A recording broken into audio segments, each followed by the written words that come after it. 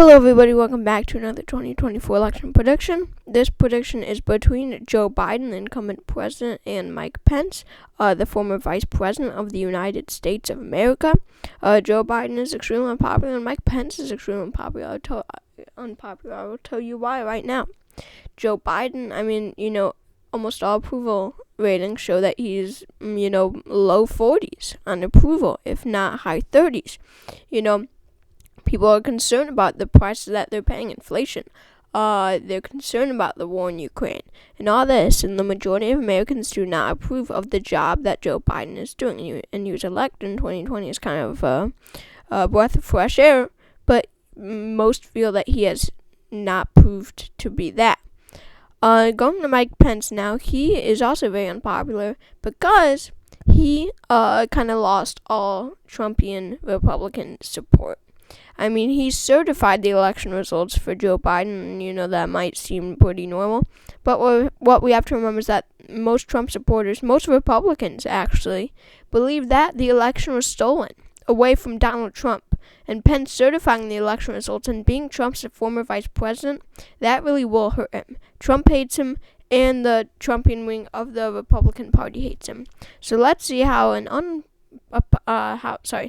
unpopular president will face off against an unpopular former president. So let's go to safe Biden states. I do have the margins: safe, likely, lean, and tilt states: Illinois and Hawaii, D.C., Maryland, his home state of Delaware, New York, Rhode Island, Massachusetts, and Vermont. I see, likely states, these very democratic, but likely states are. I don't see Oregon in this matter. I don't think that there is enough anti-Trump Republican support for Pence to make it a likely state. But I do think that there is enough in more of these northeastern states, like New Jersey and Connecticut. I think that Pence will do pretty well here and make them likely states for President Biden.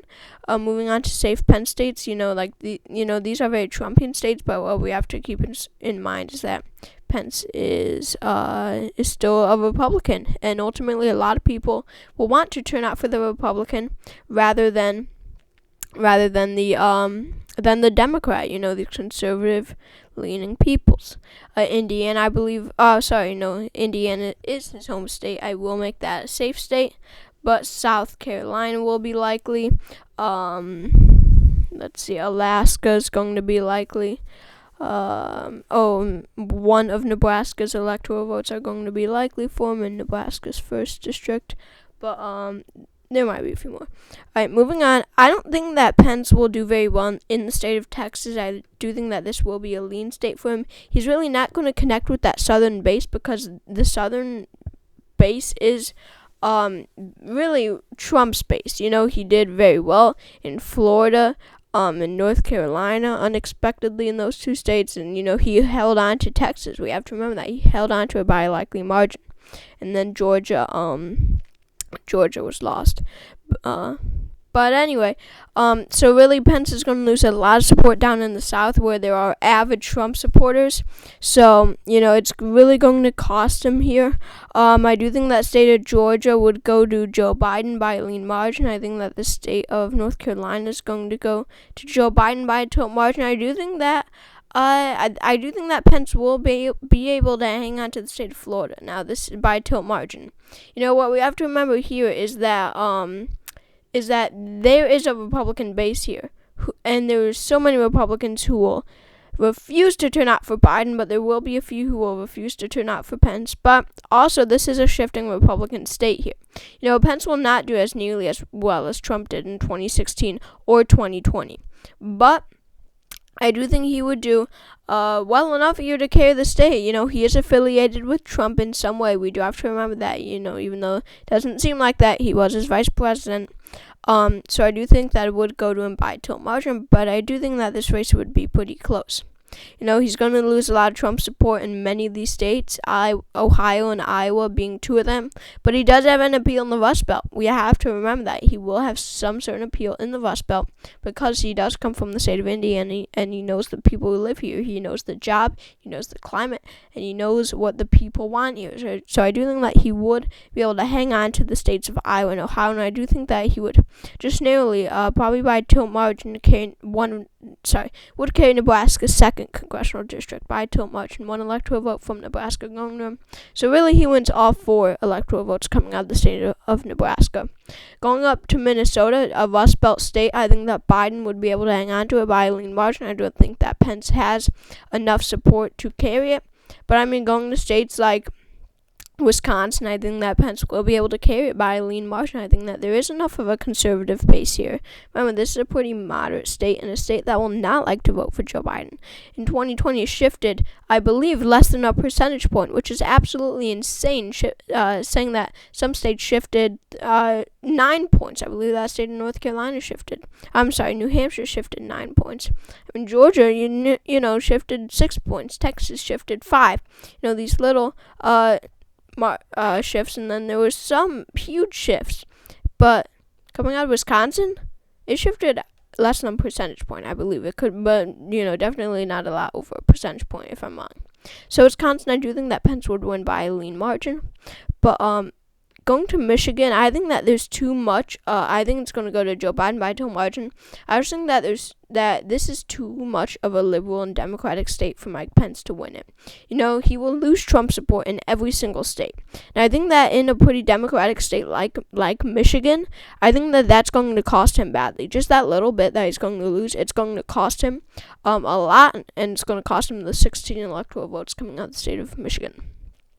But going to Pennsylvania, that's going to be a very close state, and I will save that for later. But going up north to New Hampshire, I think that Biden would be able to win here by a lean margin. I don't think that Pence would do very well here. But going to Maine's 1st district, I think that Biden would be able to win it by a likely margin.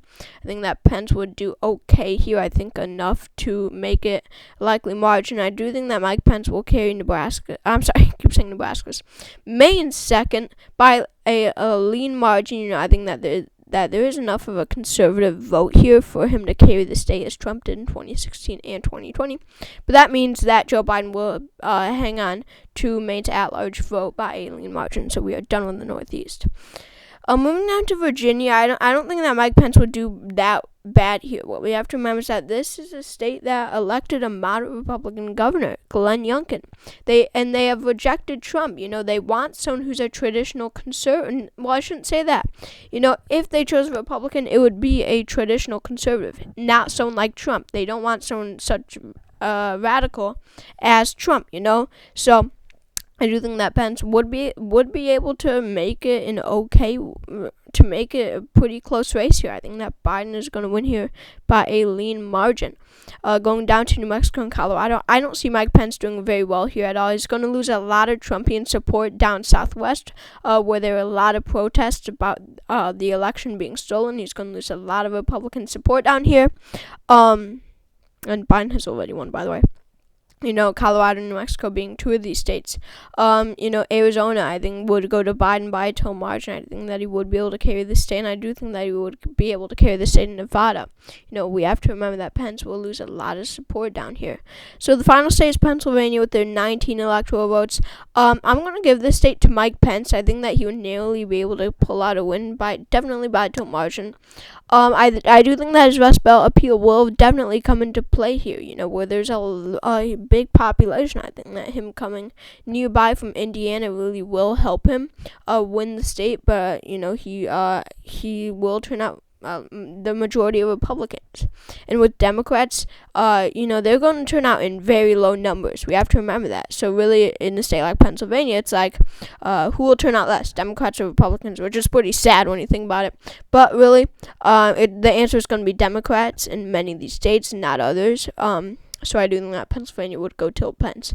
So this is the final electoral map. I think that Biden would win re-election against Pence somehow, with 289 electoral votes to Mike Pence's 249.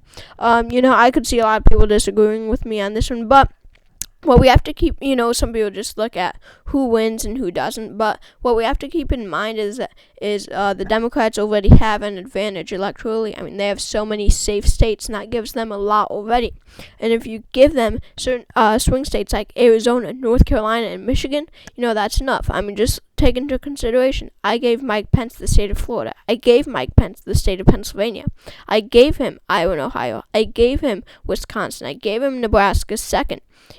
So but the Democrats just have an advantage on the electoral map because there are more liberal-leaning people than conservative-leaning people in the United States. So thank you all so much for watching this video. Make sure to subscribe if you haven't already. There should be a button where it says subscribe. Maybe I'll put it in. But yeah, definitely subscribe. Check out all my other videos, and I'll see you all next time.